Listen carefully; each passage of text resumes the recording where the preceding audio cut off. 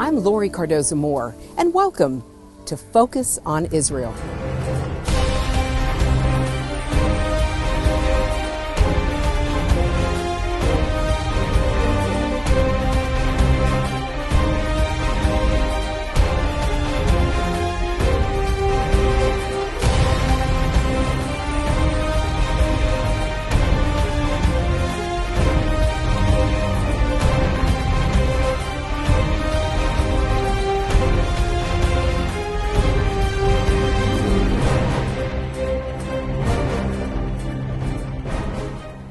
Hello, and thank you for joining me today on Focus on Israel. I'm Lori Cardoza-Moore, and like most Americans, I began to ask a lot of questions about what happened to our country following 9/11. As I read and talked to experts, the issues of radical Islam and the attacks on America and Israel became extremely personal to me.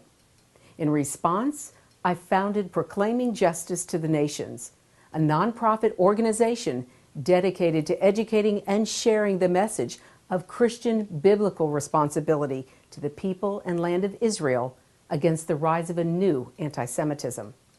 In this series, Focus on Israel, I want to share with you what I've learned through my research and meetings with experts in their respective fields.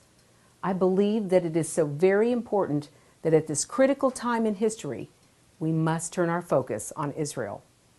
Now, if you've missed any of our past programs, you still have a chance to review our most recent ones on the PJTN website. Also, please consider purchasing the DVDs of past shows. Today, we're going to be looking into a dangerous subject that changes daily. The greatest threat today, by far, to Israel and the world is the Islamic nation of Iran, a threat that will exponentially increase if Iran develops a nuclear weapon. Ahmadinejad's rantings against Israel and the Jewish people have only been paralleled by Hitler himself. Israeli Prime Minister Benjamin Netanyahu warns that time is short before Iran obtains nuclear weapons and poses a direct threat to Israel and the rest of the world. We must stand with Israel at this critical juncture, as a weakened Israel means an emboldened Iran. This does not bode well for America and its allies. To give you a better perspective on the threat Iran poses, we need to look at the history of this terror state, a true member of the axis of evil since 1979. Iran has been the world center for exporting destruction and death for over 40 blood-stained years. Next, we want to bring you part of a very important documentary titled Iranium. I want to thank the Clarion Fund and writer-director Alex Tremaine for their important work on this critical film.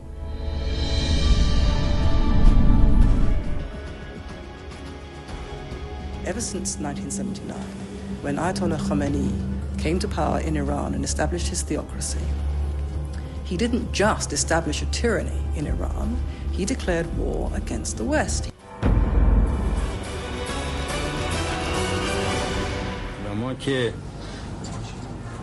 نهضت کردیم برای اسلام نهضت کردیم جمهوری اسلامی است. Iranians, by a reported 60-1 margin, have approved a referendum creating an Islamic state and giving Ayatollah Khomeini undisputed powers as theocratic leader for life.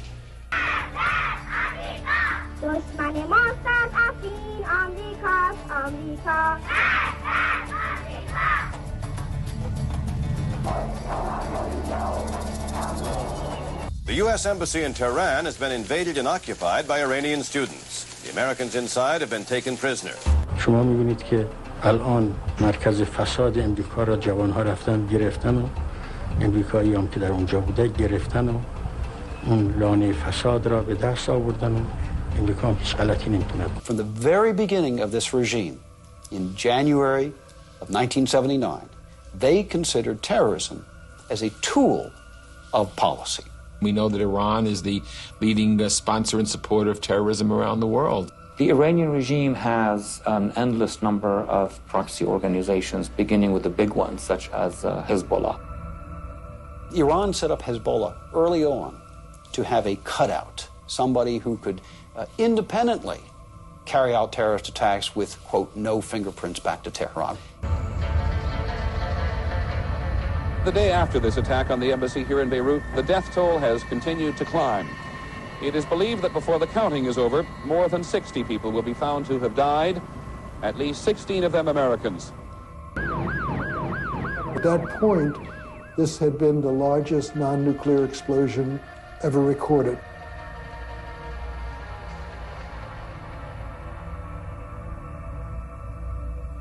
We worked for 4 days trying to find people who were buried, and then we continued to work just to find pieces of bodies, to put them together. Every piece of a body we wanted to bury and not just leave the bodies under the rubble. Their intention in attacking us in Beirut was to drive the United States out of Lebanon and ultimately out of the Middle East. Despite repeated proclamations that terrorists won't affect U.S. foreign policy, Muslim forces in Lebanon achieve their goal when Reagan withdraws all 1,400 Marines to the safety of offshore ships. When we pulled our troops out, we essentially sent a message to the Iranians, you win. We will respond to terrorism by retreating.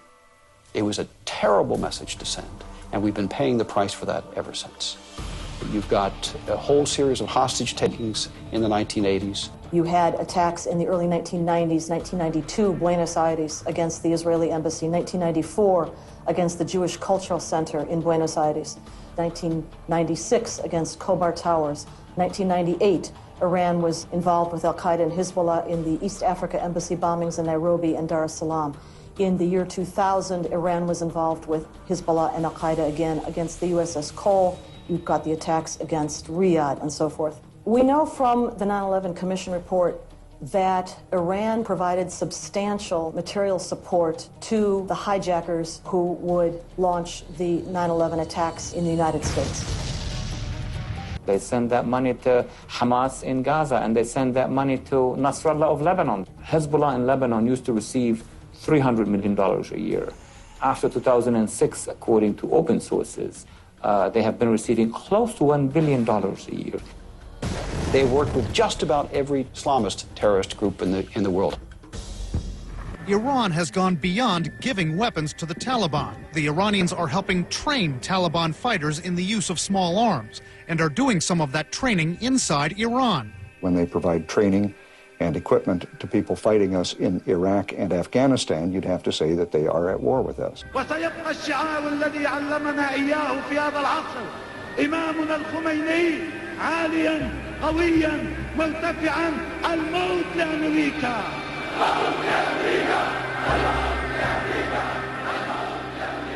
A dangerous regime committed to the Islamic jihad in the world is now coming into possession of deliverable nuclear weapons. The document talks of a 4-year Iranian program to develop a neutron initiator, a highly specialized component of a nuclear detonator. This had no civil application. The only conclusion we could reach is that this was part of a plan to develop at least the capability to be able to build this part for a nuclear weapons program. If Iran develops a nuclear weapon, even a small, very primitive one that they just detonate in the desert and have a small mushroom cloud and some radioactivity, that makes them a nuclear power, even one test. The leverage that they gain once they have the capability changes the balance in the region and around the world without even having to use the weapon. It could essentially hold hostage other states to its desires. The Iranians could tell their neighbors, you will not export X, Y, and Z, or a certain amount of oil, and the regimes are going to have to say, yes, sir. While Iran poses a threat to countries across the region, one nation has been singled out above the rest. اسرائیل یک قده سرطانی است. خب قده سرطانی رو چیکار میکنن؟ غیر از قطع قده چه علاجی میتوان برای او کرد؟ Taking aim once again at Israel, Ahmadinejad told an audience that, quote, this origin of corruption will soon be wiped off the earth's face. You have a president of Iran that threatens to wipe a democracy and one of America's strongest allies on the planet, wipe it from the map. Now, if that isn't a wake-up call to the rest of the world, I don't know what is. Whenever Iran has developed a new weapon that can be used against Israel, they've shipped it to Hezbollah. Now, those missiles give Iran, through Hezbollah, the capability of hitting any target in Israel and hitting it with a very large warhead. Once the Iranian missiles are up and running on launching pads in Lebanon, they can reach not just Israel, they can reach Western targets. So we are talking about an expansion of Iran in the entire Eastern Mediterranean region, something that has not happened even during the Cold War under the Soviet threat. Americans and Europeans are really uncomfortable with the idea of holy wars and mass murder for religious reasons. They can't imagine themselves slaughtering other human beings because the true religion needs to defeat the enemies of God. Because they can't imagine that for themselves, they also can't imagine that others behave that way. But this is a failure of imagination. این نهضت باید زنده بماند و زنده ماندنش به این خون ریزه هاست. بریزید خونها را. If you have those profound, strongly held religious beliefs, you send people to the deaths, you're doing them a favor. You're giving them a quick, free pass to heaven and all its delights. And we saw that during the Iraq-Iran war, when they were willing to send hundreds of children to walk into the minefields to clear them for them. The red headbands of this martyrs brigade promise immediate entry into heaven. No small consideration for these youths who may be called upon to walk through Iraqi minefields. Human detectors clearing the way for tanks and regular troops. Waves of young boys who volunteered to become martyrs, clearing minefields by running across them. تا وقتی در قاموس ما، در فرهنگ ما، در منطق ما شهادت در همین سطح از اعتبار نخواهد توانست بر جمهوری اسلامی و ملت ایران فائق بیاد. و کدوم هنرمندی و هنرنمایی زیباتر و الهیتر و ماندگارتر از هنر شهادت؟ اصلا ملتی که شهادت داره اسارت نداره. اونایی که میخوان اینو بزنن دارن پایه های استقلال و امنیت ملی ما رو میزنن، پایه های ماندگاری ما رو میزنن.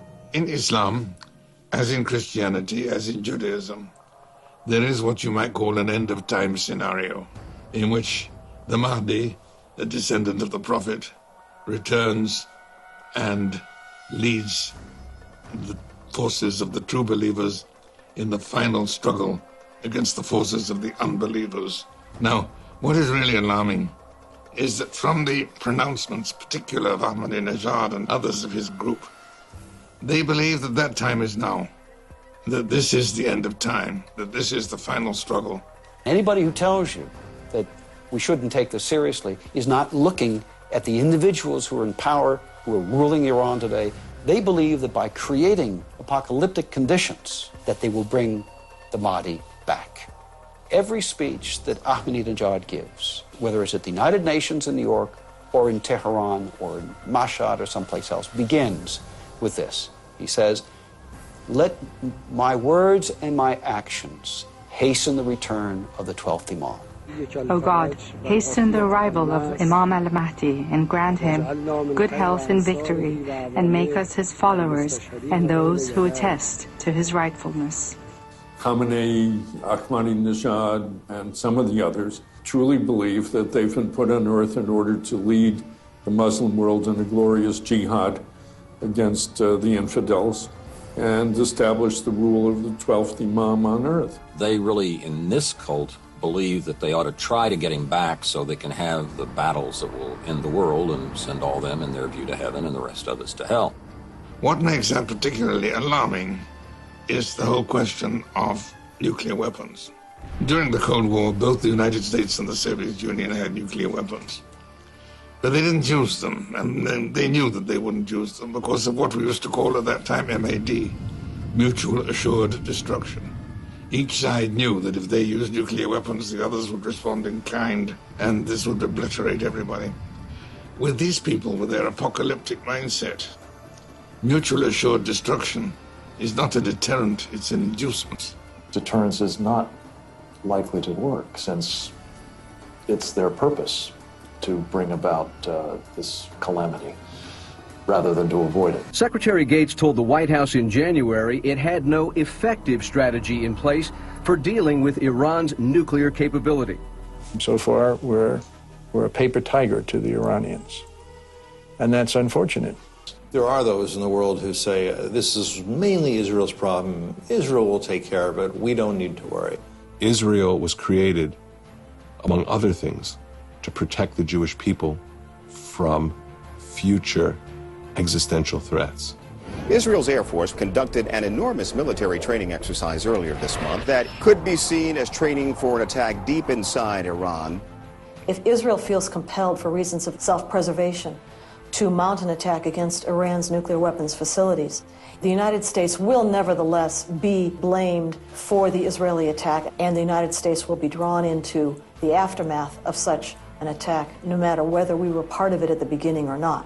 What you see all too often is everybody wants Israel to do it, so the United States and the Western European allies don't have to do anything. That's a very poor mindset.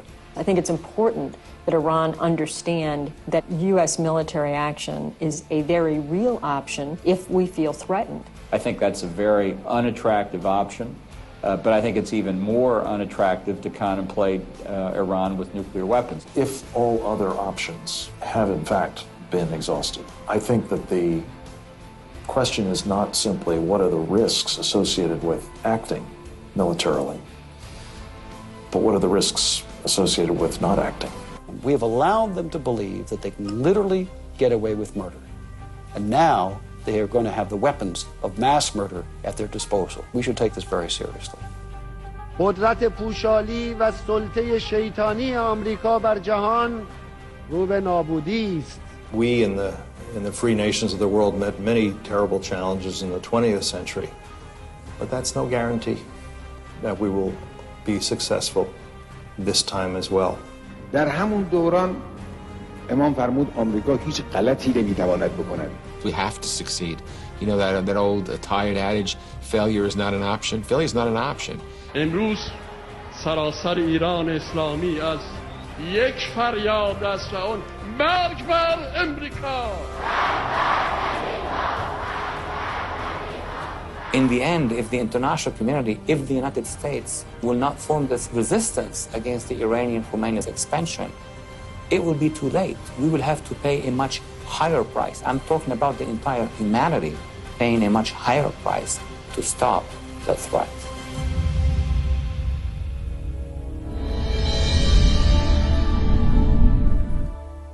Coming next, we'll be hearing from two Jewish leaders who know extensively about the threat posed by Iran, as well as the value of Christian support needed. First up is Avi Lipkin, a renowned speaker and author.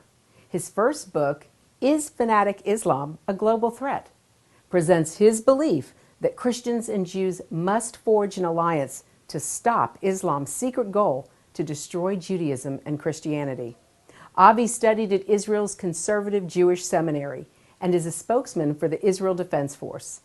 Next is David Brogg, the executive director of Christians United for Israel, an American pro-Israel Christian organization.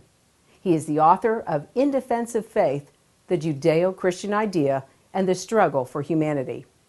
As an American Jew, Brogg is an active proponent of stronger Jewish-Christian relations, particularly with regard to support of Israel. He worked in the United States Senate for 7 years as chief of staff to the late Senator Arlen Specter, and is a graduate of Harvard Law School. Both of these leaders offer tremendous insight into the growing crisis with Iran. Islam calls itself the religion of the sword, Deen Saif.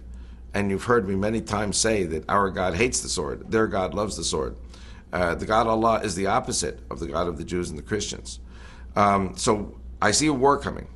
The real reason for the war that's coming with Iran is really economic and related to the oil needs of the world, because the Shiites say they're going to blow up all the oil wells. You see, the Sunnis do business with the West. The Shiites don't want to do business with the West. The Shiites want to deny the Christian world and the Western world its oil to cause a collapse of the world economy so that Islam will reign supreme. What makes the West so powerful is the economy. So I believe there will be a showdown with Iran, not so much over Jerusalem, but more over the oil. But then they will attack Jerusalem, and that's what they're preparing for. One reason, of course, is that they say if we nuke Jerusalem first, before the Jews and the Christians can nuke Mecca, our God is greater. And you know, when they say Allahu Akbar doesn't mean God is great. Allahu Akbar means Allah is greater. So, of course, Christians understand who said he was greater than God before his fall, Lucifer, Satan. And the Quran never mentions Jerusalem. Jerusalem really is not holy for the Muslims at all. The only reason the Muslims want Jerusalem is because it is the holy city of the Jews and the Christians. Isaac, the son of Abraham, this is holy for the Jews and the Christians, not for the Muslims. The Muslims say that it was Ishmael, the brother of Isaac, the half-brother, who was supposed to be sacrificed where? Not in Jerusalem, in Mecca, at the Kaaba. So the Kaaba, Mecca, this is the holy place of the Muslims. Jerusalem is the holy place of the Jews and the Christians. So the debate in Iran today is, if we nuke Jerusalem before they nuke Mecca, our God is greater. And that's why Iran is putting all of its efforts into nuking Jerusalem and creating a nuclear arsenal that can destroy Jerusalem. And by the way, even if they send, God forbid, an atomic weapon to Jerusalem, then they kill all the Jews and they kill all the Christians, who are the people of the book. And then they kill all the Muslims also, because the nuclear radiation is going to kill the Palestinians too. But that's okay, because the Palestinians are Sunnis. And the Shiites of Iran hate the Sunnis. They kill 3 birds with 1 stone when they nuke Jerusalem. They kill the Jew, the Christian, and the Sunni. We are facing what I believe is a showdown with the Islamic world. And Israel cannot survive without the Christians. The Christians will only really be able to stand with us if we love the Christians in Jerusalem and stand with them in Jerusalem. And like I said before, I know that there are fears in the Jewish community about who are these Christians, but the point is, when the Muslims carry out their attacks, or when America and or Israel attack Iran, there will be such a backlash of Muslims killing Jews and Christians in Canada, the US, and Europe, and Latin America, and there will be such a tidal wave of Jews and Christians moving to Israel. And the question is asked, indeed, well, what are we going to do with all these Christians in the Holy Land? And one thing I would say is, for those who want to convert, let them convert to Judaism. For those who don't want to convert, then they must be loved and respected as Christians in the Holy Land.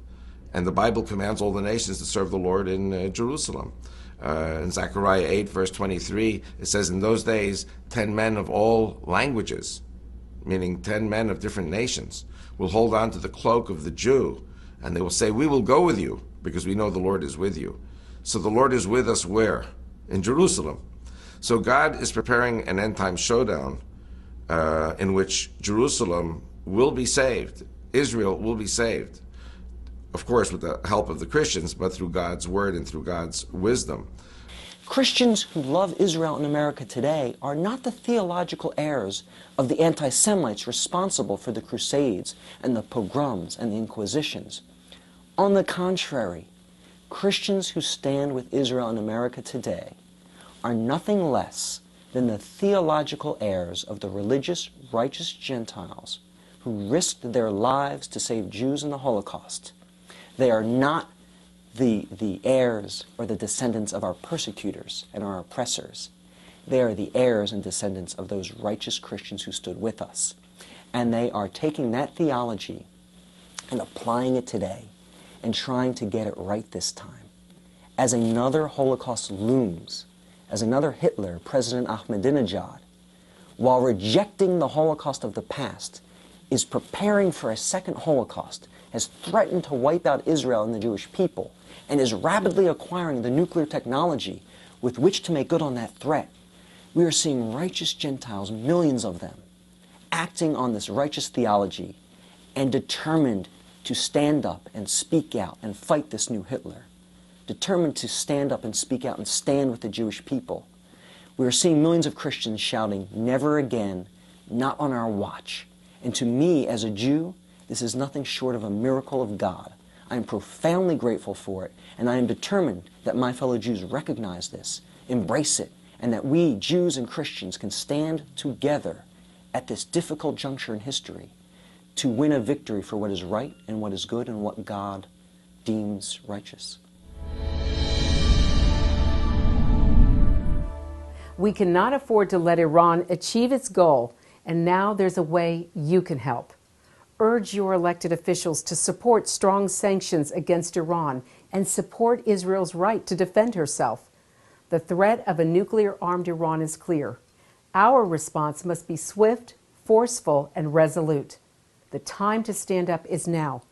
Be a leader in your community and in your church. One person can make a difference. Get involved and support pro-Israel organizations such as PJTN. Visit our website to learn more. Sign up to receive free newsletters, action alerts, daily blogs, and order our films to share with others. Please encourage your family and friends to tune in and check the PJTN website for scheduled showings of Focus on Israel. God bless you and thank you for all you do on behalf of our Jewish brethren and all Israel. We'll see you next time on Focus on Israel. Focus on Israel is now available on DVD. Each program DVD contains a wealth of bonus materials, including the premier program that started it all, Focus on Israel, program number 1. Also, bonus interview cuts with experts in their respective fields, informational videos from PJTN documentaries, including Israel Indivisible, the case for the ancient homeland, Lest We Forget, 9/11 and the Rise of Islam, The Forgotten People, Christianity and the Holocaust, Disinformation, the secret strategy to destroy the West, plus the award-winning music video, The Forgotten People. Focus on Israel program DVDs, great educational tools to combat anti-Semitism. Arm yourself and order today. Please go online to pjtn.org. To order, just click on the Store tab. Thanks and blessings from Focus on Israel. To support this program, send your tax-deductible gift to Proclaiming Justice to the Nations, P.O. Box 682711, Franklin, Tennessee 37068. You can also support PJTN online. Visit pjtn.org or call 1-877-873-9020. Anti-Semitism has reached epic proportions, and Israel is now surrounded by nations who seek its destruction. For Israel to lose just one battle would mean losing everything. As Christians, it is our biblical responsibility to stand with our Jewish brethren and Israel. PJTN needs your help to reach more Christians with this urgent message. Please visit our website to become a member today and order our award-winning documentaries.